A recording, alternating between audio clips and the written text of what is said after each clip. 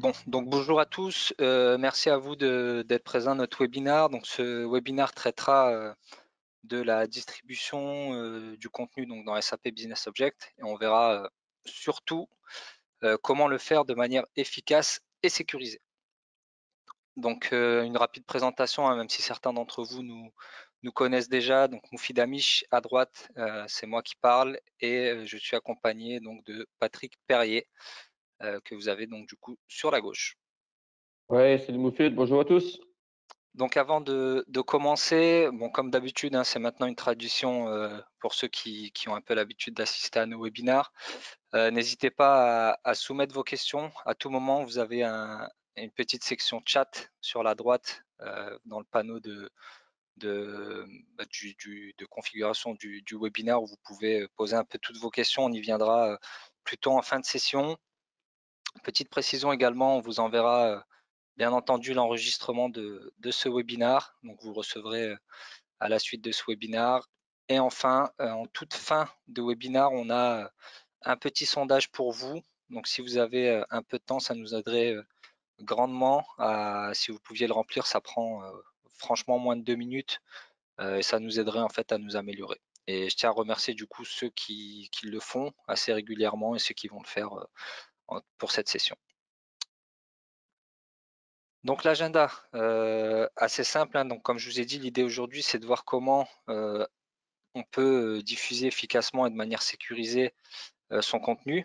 Donc ça, on est capable de le faire avec des fonctionnalités de bursting avancées. On sait déjà que ça peut être une tâche, bien entendu, complexe. Donc on a préparé, entre guillemets, 4 scénarios pour vous que vous avez ici à l'écran. Donc le premier d'entre eux, c'est comment fusionner plusieurs PDF pour n'en publier qu'un seul. Donc ça, c'est quelque chose qu'on nous demande assez souvent, j'y reviendrai par la suite. Le second scénario, c'est comment publier du contenu sur du SharePoint Online. Donc quand je parle de contenu, je parle bien entendu de rapports Webi et Crystal, ou Crystal bien entendu. Le troisième, c'est comment ajouter un mot de passe aux instances PDF et Excel.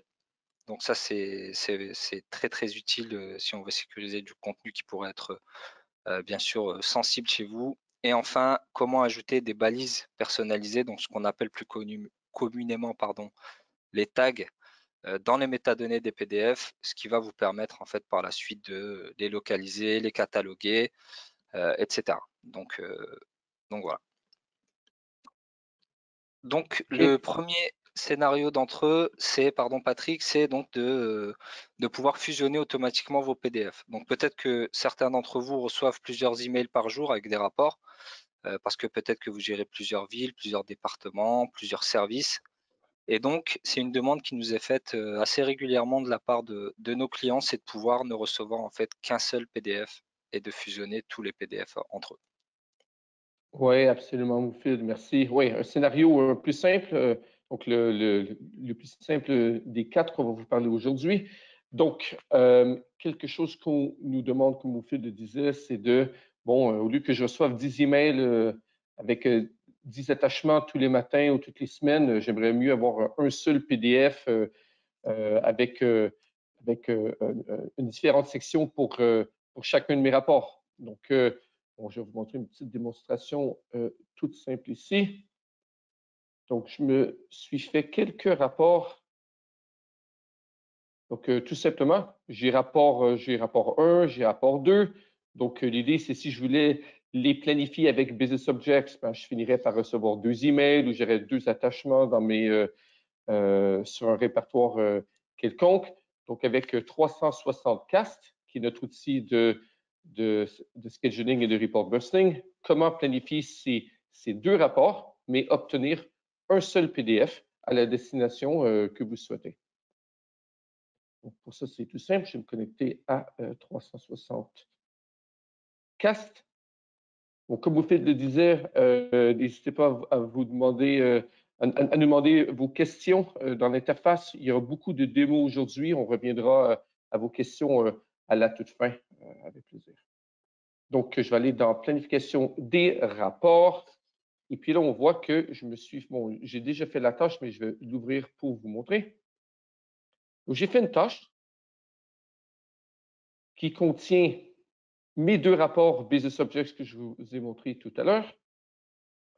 Et grâce à une Destination List, donc en fait, 364 vous permet de faire des planifications avancées parce qu'on peut mettre toute une logique dans les listes de destination. Je vais vous montrer ça en plus de détails tout à l'heure. Et du coup, là, je vais dire que je veux packager mes PDF en un seul document. Et puis, je souhaite appeler mon PDF, bon, avec ce nom-là ici, j'aurais pu l'appeler un peu n'importe comment. Donc, voilà. Donc, là, je vais aller dans Update et ça va me lancer ma planification. Et ma planification va être distribuée dans mon répertoire US ici. Donc, en fait, les deux rapports que j'envoie, c'est les revenus américains pour deux équipes différentes. Je dois juste laisser autant de... Donc voilà, j'ai rafraîchi mon rapport 1, mon rapport 2, les deux avec succès. Parfait, les deux ont été mergés ensemble dans mon répertoire US. Là, je vois que j'ai reçu un seul PDF. Et ce un seul PDF contient deux différentes tables ici, un pour mon eFashion et un pour mon resort. Donc voilà. Donc, au lieu de deux PDF, comment recevoir un seul? Dans ce cas-ci, sans protection de mot de passe et sur un répertoire partagé. Mais bon, on peut faire tout ça avec 360. Donc voilà, premier scénario. Voilà comment on peut donc merger les PDF. Donc le second scénario, avant de l'aborder, on a une petite question pour vous en fait. Ce webinaire-là sera assez interactif parce qu'on a quelques questions pour vous. Bon, ça prend 2 minutes, hein, mais on souhaiterait savoir en fait si vous souhaitez justement distribuer du contenu vers du Microsoft SharePoint. Donc on sait que Microsoft SharePoint, un certain d'entre vous l'ont, c'est un portail web sécurisé avec 360 cast. On est capable en fait de publier du contenu sur ce portail. Oui, absolument. Donc, quelque chose qui est pas possible de faire avec Business Objects et on nous a demandé souvent. Donc, on a activé la fonctionnalité. Bon, je vois que bon, 70% du monde ont répondu. Bon, je vois juste le partager très rapidement. On voit que c'est quelque chose qui est quand même assez en demande. Donc, c'est très bien qu'on en parle aujourd'hui. OK. Donc, ben, oui, je vais vous filer. Donc, du coup, Ouais. voilà, c'est tout simple. Au lieu de planifier par email ou de planifier sur votre FTP ou un répertoire partagé, comment planifier vers une plus vieille version de SharePoint ou SharePoint 2016 ou pour ceux qui sont en SharePoint Online ou SharePoint 365, pareil, comment distribuer votre contenu comme ça au lieu de, ben, vous avez déjà passé beaucoup de temps à implémenter la sécurité dans SharePoint. Donc, ben, comment réutiliser toute cette protection. Donc, vous allez voir ici, je dois sortir de mon truc. Donc, voilà, donc je me suis fait un petit site SharePoint Online ici. Donc, voilà, 368. Je me suis fait un répertoire Sales. Dans mon répertoire Sales, j'ai sous-répertoire France et Manager et US. Donc, en fait, c'est simple. La France va recevoir son attachement, son instance France. L'US que l'US et Manager, ben, il va recevoir les deux, mais dans un seul PDF. Donc, si je retourne à mon 364, donc là, ce que j'ai ici, j'ai un document tout simple dans Business Objects, Resort Revenue, et ce document, ben, il est disponible, comme je le disais, pour France et l'US. Mais bon, Moufid s'occupe, on va dire, de la France, Patrick s'occupe des US, ben, on veut que chacun reçoive son truc. Avec Business Objects, on peut évidemment faire du bursting de base, mais pas du bursting avancé. Donc, moi, ce que je vous propose ici, c'est de vous montrer ma petite tâche. En fait, je vais aller dans ma liste de destination. Donc, comme je vous disais, l'avantage de 364, c'est de plutôt tout faire à la main, un instance à la fois et de tout devoir répéter ou modifier quand on veut changer quelque chose. On a la possibilité de faire des listes de destination. Les listes de destination peuvent être faites sous Excel, ce qui est pas mal. Moi, ce que je préfère, c'est les faire sur une base de données en langage SQL, donc pas que Microsoft SQL, mais en langage SQL, ou on peut même les faire aussi à l'intérieur de 360. Mais ma façon préférée, c'est évidemment à l'intérieur de SQL. Et je vais vous montrer à qu'est-ce que ça ressemble. Ben, c'est très simple. Je me suis fait une petite table. Ma table s'appelle Distribution SharePoint. Je vais vous montrer dans mon SQL Server.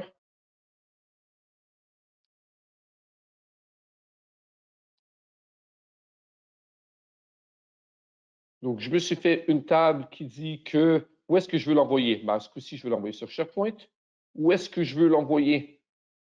On voit l'URL avec les différents répertoires d'où est-ce que je veux l'envoyer et sous quel format, PDF, et quel pays. Voilà. Donc, demain, si il y avait un nouveau département, on va dire Asie, je ne sais pas moi, et ben, il suffirait d'aller dans la base de données, rajouter une quatrième ligne avec le répertoire, avec, je ne sais pas moi, la Chine en PDF, je mets la Chine ici, ou je pourrais mettre Excel, ou je pourrais mettre d'autres choses, et je n'aurais même pas du tout besoin de toucher ma tâche cast.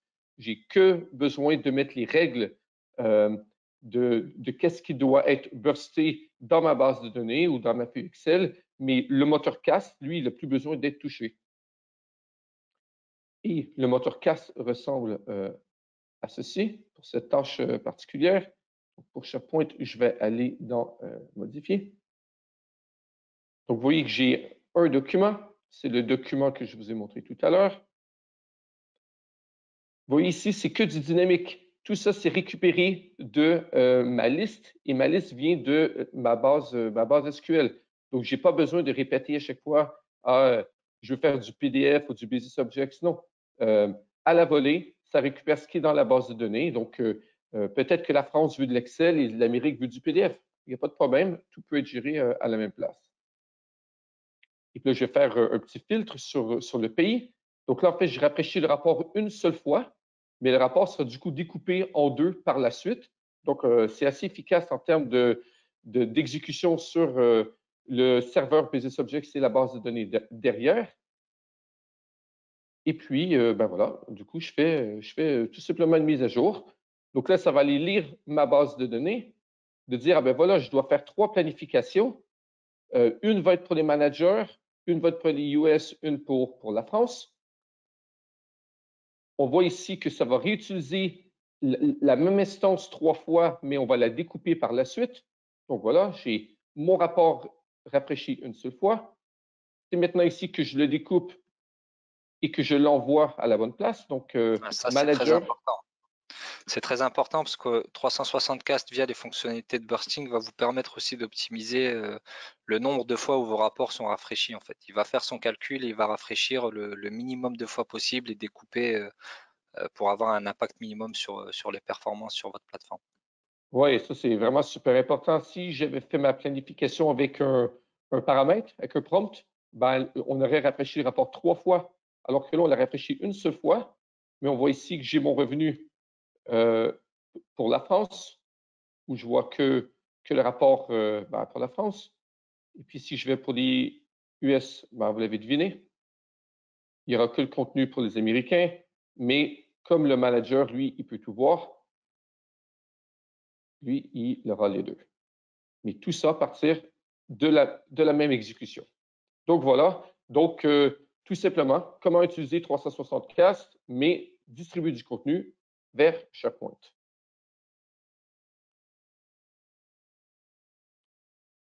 Désolé, j'étais en mute. Merci pour ce deuxième scénario, Patrick. Donc le troisième scénario qu'on a évoqué, si vous vous souvenez bien, c'est la possibilité de mettre des mots de passe sur les instances PDF et Excel. C'est quelque chose qu'on nous demande vraiment très souvent. Je l'avais évoqué en début d'intro, mais ça vous permet de sécuriser votre contenu. Et de la même manière, on aimerait savoir en fait si c'est quelque chose qui vous intéresse ou qui vous préoccupe. Donc, est-ce que vous êtes préoccupé par la distribution de votre contenu de façon sécurisée? Donc, on va laisser Donc, juste une petite minute le temps aux gens de répondre. Pardon, Patrick, je t'ai coupé. ouais, j'allais juste simplement dire, encore une fois, une fonctionnalité qui est très en demande, mais qui n'est pas disponible dans Business Objects. Donc, avec 360 Cast, on vous donne la possibilité de sécuriser vos PDF, vos Excel, mais s'il y en avait plusieurs et vous souhaitiez créer un fichier zip et de distribuer ce fichier zip, on peut aussi mettre des mots de passe dans ces documents zip compressés. On Donc, a voilà. plus de 80% de réponses, donc je pense qu'on va fermer le sondage, on va partager le résultat. Bon, vous voyez, Ouais. hein, c'est l'écrasante majorité d'entre vous qui souhaitent sécuriser son contenu. Donc Patrick, je te laisse la main pour le présenter. Ouais, c'est pas une grosse surprise. Mais des mots de passe, on nous demande tout le temps. Donc là, aujourd'hui, je voulais faire la démo un peu plus avancée qu'on l'a fait dans le passé. Parce que mettre du mot de passe euh, dans... où est-ce que c'est mon truc ici? Voilà. Mettre des mots de passe avec 364, c'est très simple. Vous voyez la même interface que tout à l'heure, mais j'ai une petite catégorie ici qui s'appelle, bon, je veux mettre des mots de passe. Bon, donc ça, c'est très bien. Mais où je voulais pousser le truc plus loin aujourd'hui, c'est je voulais éviter d'écrire du mot de passe ici, mot de passe, donc du coup, tout le monde peut le lire et c'est le même pour tout le monde, où je voulais éviter que le mot de passe vienne de ma base de données, mais qu'il soit aussi écrit en clair dans ma base de données. Comme ça, un administrateur ou n'importe qui a accès à la base de données sait lire le mot de passe, du coup peut retrouver l'instance et l'ouvrir lui-même. Donc, je voulais faire le truc un peu plus réel. Comme aujourd'hui, si vous perdez votre mot de passe, il n'y a personne qui peut vous le donner. Là, en réalité, c'est vous cliquez sur le bouton j'ai oublié mon mot de passe, puis on vous en envoie un nouveau, puis personne ne sait c'est quoi. Donc, je vais vous montrer un scénario comme celui-là. C'est un scénario un peu plus avancé, mais ceux qui ont eu la problématique vont voir. Donc, je me suis fait une table ici employé. Un employé toute bête, où j'ai mon numéro d'employé, nom, prénom, nos emails, mon numéro de sécurité sociale et dans quel pays m'intéresse. Bon, j'ai pas mis Moufid dans ce coup-ci, je me suis mis moi, mais peu importe. Donc, voilà. Donc, Patrick veut avoir les données françaises.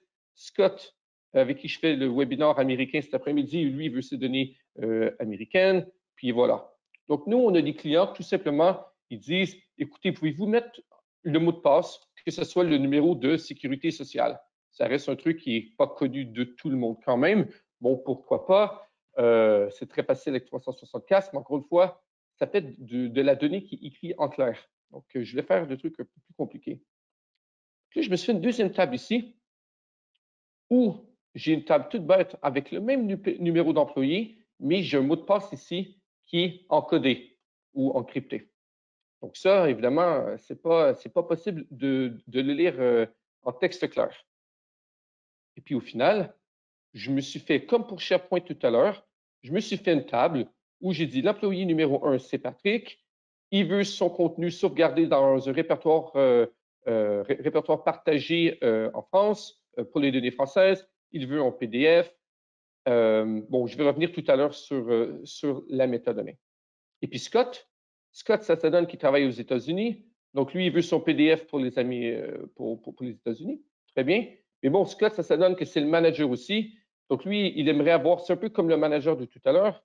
Donc, à la racine ici, il préfère ce coup-ci d'avoir un Excel pour les deux pays. Donc, voilà. Donc, encore une fois, vous créez un peu la logique de ce que vous voulez avoir, où, quand, comment.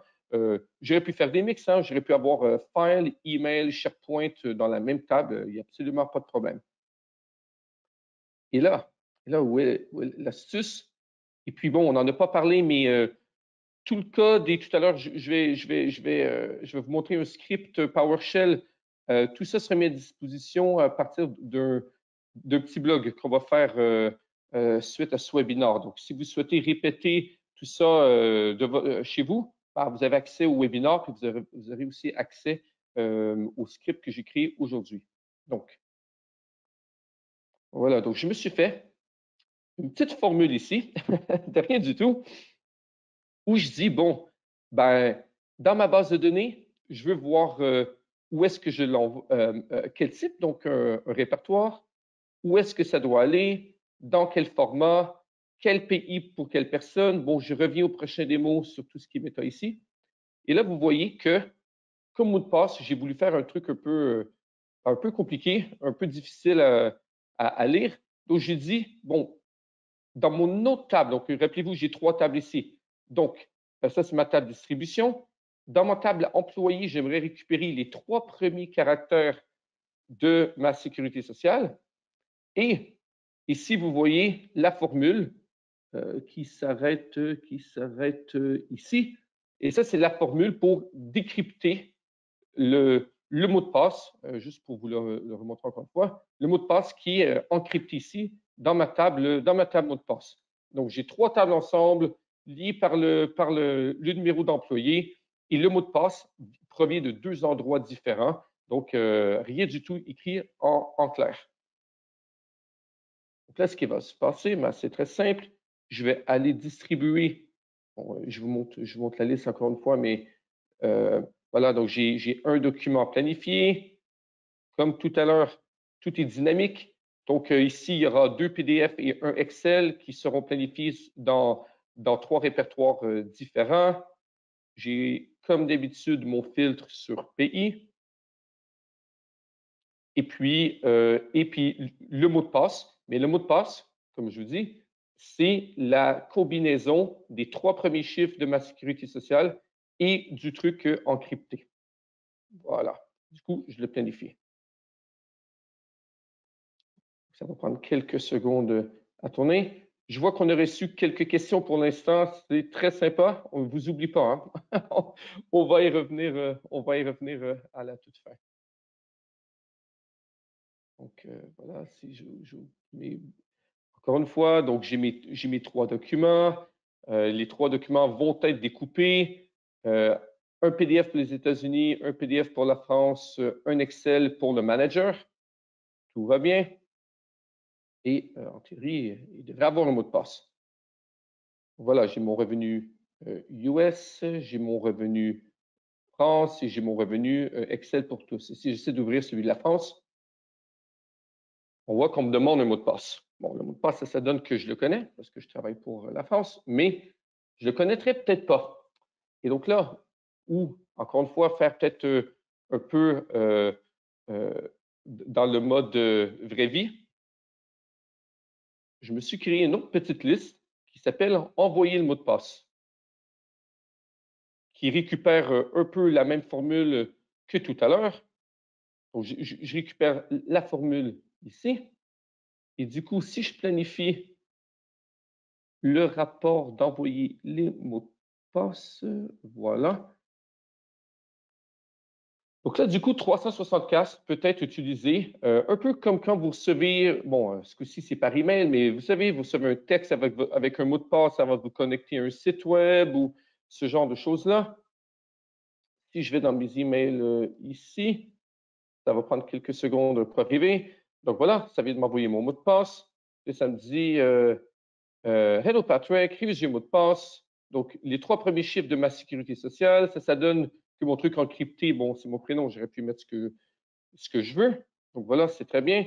Et maintenant, si je prends ça ici et je retourne ouvrir mon document français et je mets mon mot de passe, ben, on voit que maintenant, j'arrive à ouvrir le truc et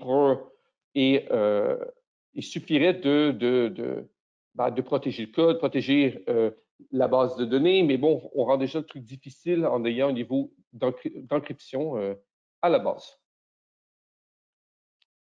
Donc, voilà.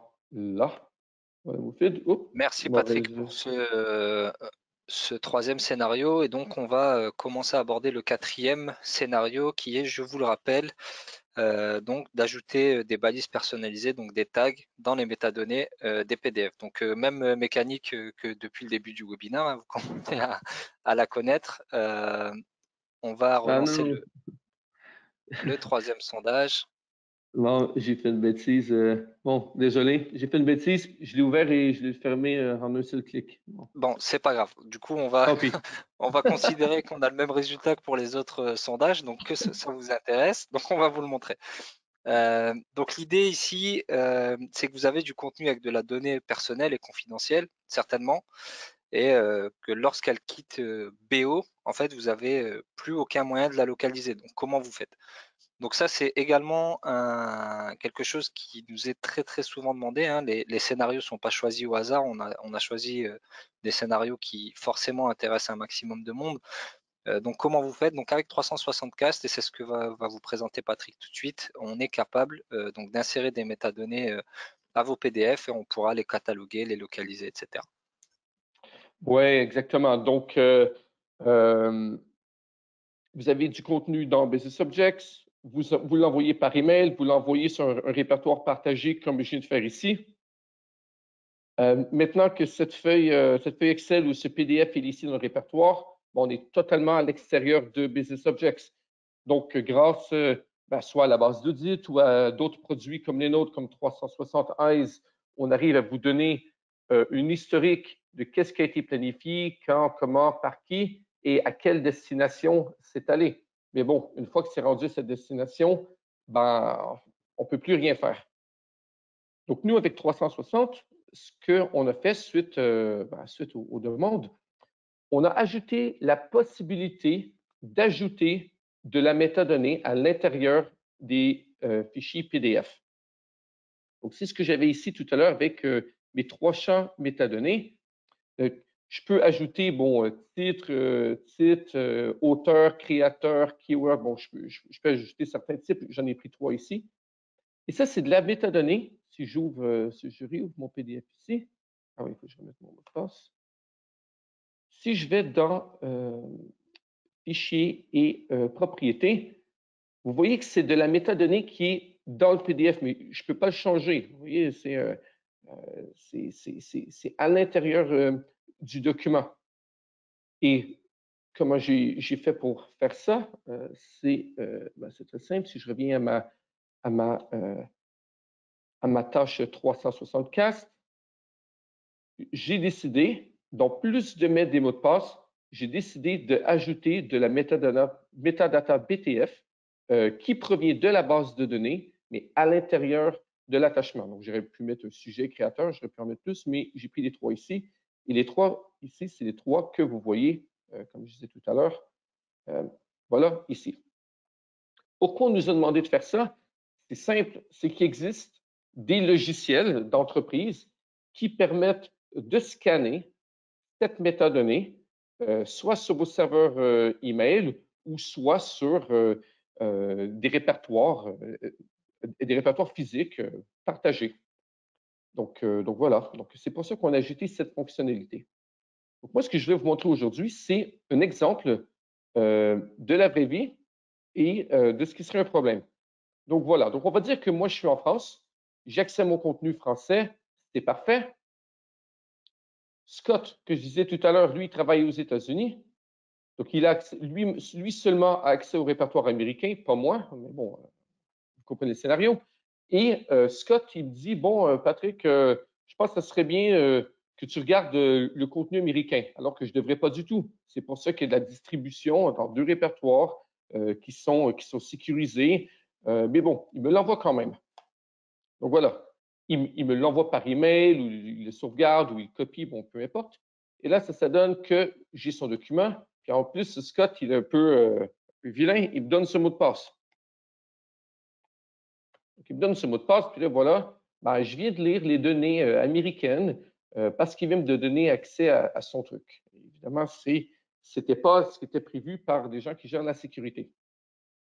Donc, si vous auriez accès à ces logiciels qui scannent la métadonnée et qui scannent l'utilisation des fichiers, vous auriez la possibilité de détecter cette information grâce à la métadonnée. Donc, nous, on s'est amusé à faire un petit script PowerShell que ça va me faire plaisir de distribuer à ceux qui le veulent bien. On s'est amusé à faire, comme je disais, un petit script qui va, parce que, bon, je vais vous montrer ce que j'ai fait. Il n'y a pas de triche. Je suis allé dans mon répertoire ici. J'ai décidé d'activer l'audit pour tout ce qui est lecture du contenu dans ces répertoires. Et grâce à un petit script un petit script PowerShell. Je vais aller scanner le contenu de ce répertoire. Grâce à un outil ici qui s'appelle EXIF Tool, j'arrive à extraire la métadonnée des PDF qui m'intéressent. Et ce que je vais faire, je vais écrire dans un fichier CSV, comme ça on peut faire du BI. Voilà, je vais dans mon petit CSV ici, je vais dire que j'ai détecté que tout à l'heure, en premier lieu ce matin, j'ai ouvert le merge PDF, donc combiner les deux PDF. J'ai ouvert mon document français, un certain nombre de fois. Très bien. Mais là, vous voyez que, c'est moi aujourd'hui, mais bon, on peut dire que ça dit Patrick ici. Patrick, il vient d'ouvrir le document US, mais qui est à l'intérieur du répertoire français. Donc, avec du BI, avec des règles et tout, je pourrais détecter ce qui a été ouvert. Bon, en temps normal, ici, j'aurais dû voir le titre et l'auteur de la métadonnée. Je vais regarder pourquoi mon démo marche très bien ce matin, plutôt ce matin. C'est Maintenant, l'effet démo. sur 4 démos, c'est le seul truc qui n'a pas marché. C'est pas trop mal. Mais voilà. Donc, mais bon, vous voyez l'idée ici. Et le script que j'ai distribué, je m'assurais que le truc remarche, trouver le problème. Mais vous voyez l'idée qui était grâce à l'audit qui vient du système d'exploitation, grâce au tag métadonnées, j'arrive à voir ce qui sauvegardé sur mon réseau, donc catalogué, et j'arrive aussi à voir l'utilisation. Donc là, je serais capable de dire qu'il y a un truc pas normal ici. Donc, voilà, c'est ce qu'il y en est pour les démos. Eh ben, merci Patrick pour ce quatrième scénario. On va accélérer puisque on arrive à la fin du webinar. On vous pose juste la dernière question. Elle est assez commune à tous nos webinars. Donc, c'est un peu comment on peut vous aider à optimiser votre environnement BO. Donc, on va vous laisser un peu de temps pour sélectionner, puis on passera à sélectionner vos réponses, pardon, puis on passera aux quelques questions qui ont été posées. Et ensuite, on vous laissera du coup quitter la session tranquillement. Voilà. Oui, puis s'il y a des choses qu'on peut vous aider qui ne sont pas inscrites ici, si vous les tapez dans la section questions ou dans le chat, comme ça on sait comment vous contacter, mais Et plus globalement, bon, je le dis quand même, mais il en va de soi si vous voulez approfondir un des scénarios ou avoir plus d'informations sur un des scénarios ou même plus globalement sur 360 cast qu'on aurait présenté aujourd'hui, n'hésitez pas, que ce soit vous, l'audience présente aujourd'hui ou l'audience qui regardera le webinar en enregistrer donc par la suite, à vous rapprocher de moi, de Patrick ou de vos ingénieurs produits avec qui vous êtes déjà en contact ou de vos ingénieurs commerciaux avec qui vous êtes déjà en contact. N'hésitez pas à rentrer en contact avec nous pour qu'on puisse approfondir un des scénarios qui vous intéresserait peut-être plus qu'un autre. Voilà, donc on va clôturer le sondage. Merci pour vos réponses. Donc n'hésitez pas aussi, quelque chose d'important, on met beaucoup de contenu sur notre chaîne YouTube. Donc n'hésitez pas à aller voir un peu les vidéos YouTube qu'on met à disposition. Il y a pas mal de use cases, il y a pas mal de choses intéressantes et ça aborde un panel de produits forcément beaucoup plus large que juste 360 cast et la publication et planification et distribution, pardon.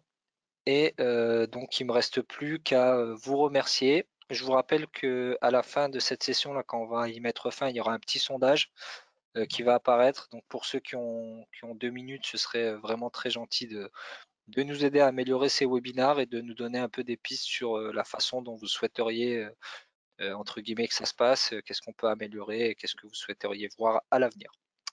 Voilà. donc, Merci. avant qu'on finisse, je vais juste y aller avec une Ah oui, pardon, petite les question questions. qui vient d'arriver Désolé. à la seconde même. Et il y a eu quelques commentaires un peu plus tôt. Donc, je remercie ouais, on vous remercie évidemment pour les questions et les commentaires. Donc, je vais rebondir sur un commentaire de Vincent. Merci Vincent, que je connais bien sûr depuis Lyon, la belle ville de Lyon. Donc, Vincent, comme commentaire, nous disait qu'il y a des petites astuces pour évidemment pouvoir sauvegarder sous SharePoint. Par exemple, envoyer par email, puis avoir qu'un email soit détaché sur la plateforme SharePoint. Mais il soulignait, et il a absolument raison, que même si c'est des astuces externes pour pouvoir planifier sur SharePoint, parce que ce n'est pas possible avec BusinessObjects, ces astuces ont souvent des limitations, soit en termes de taille, dans ce qui est le cas pour les attachements par email. Souvent, les serveurs SMTP ont une limitation. Aussi, il y a des limitations par rapport à l'arborescence sur lesquelles on veut les sauvegarder dans SharePoint. Donc, tout ça pour dire qu'avec 364, comme on a un vrai plugin avec un vrai API, tout ça, donc nous, on arrive vraiment à planifier tous les différents scénarios sans limitation qu'on connaît pour l'instant, de toute façon, sur SharePoint. Donc, merci Vincent. Sinon, une autre question de Muriel, on nous demandait, est-ce qu'il est possible d'utiliser les listes de distribution Outlook? Donc, non, avec notre produit, ce n'est pas possible. Ce que moi, je vous inviterais à faire, si c'était le cas, ça serait comme c'est possible avec Outlook, d'extraire la donnée avec soit du PowerShell ou soit avec d'autres méthodes, d'utiliser une distribution de base SQL. Bon, ce serait même possible avec Excel, j'en suis sûr, avec un peu de code. Mais bon, en fait, ça rajoute une étape, mais d'extraire vos contacts des listes Outlook et de les sauvegarder soit dans la feuille Excel ou soit dans une base de données que 364 peut du coup maintenant réutiliser. Donc voilà, c'est des commentaires et des questions qui étaient nécessaires de répondre aujourd'hui. À mon tour, je vous remercie. Cette fois-ci, je vous remercie vraiment. Désolé, j'ai zappé la partie questions. Donc, on vous remercie beaucoup. Je te remercie, Patrick, pour tes présentations éclairées. Voilà. Allez, bonne fin de journée à tous.